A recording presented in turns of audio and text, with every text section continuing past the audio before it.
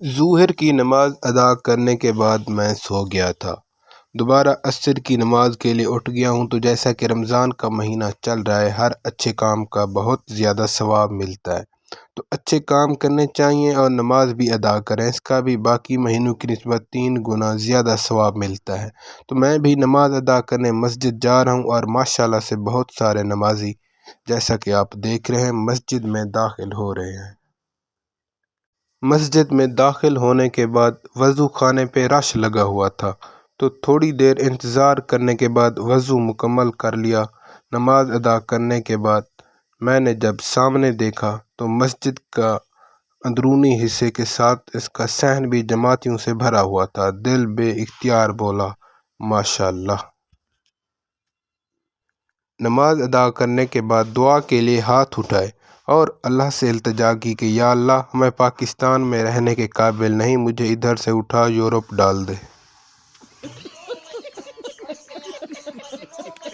جب نماز ادا کرنے کے بعد میں یہ ٹوپی جالی میں رکھنے لگا تو میرے ذہن میں یہ بات آئی کہ یہ ٹوپی پہن کر ہم لوگ کسی شادی یا کسی تقریب میں نہیں پہن کے جاتے، ہمیں شرم محسوس ہوتی ہے، تو مسجد میں کیوں پہن کے یہ نماز پڑھی جاتی ہے؟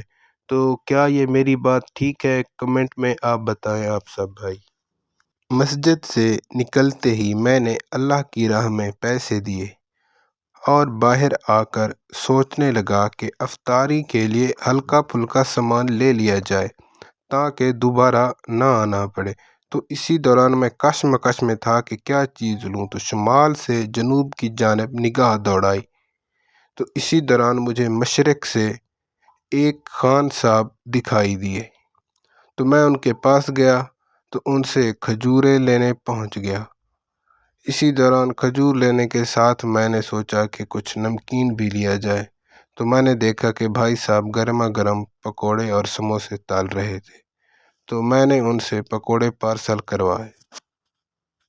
افطاری کا سامان خریدنے کے بعد میں گراؤنڈ میں آ گیا جہاں پر لڑکے میچ وغیرہ کھیل رہے تھے اور ہلا گلا کر رہے تھے۔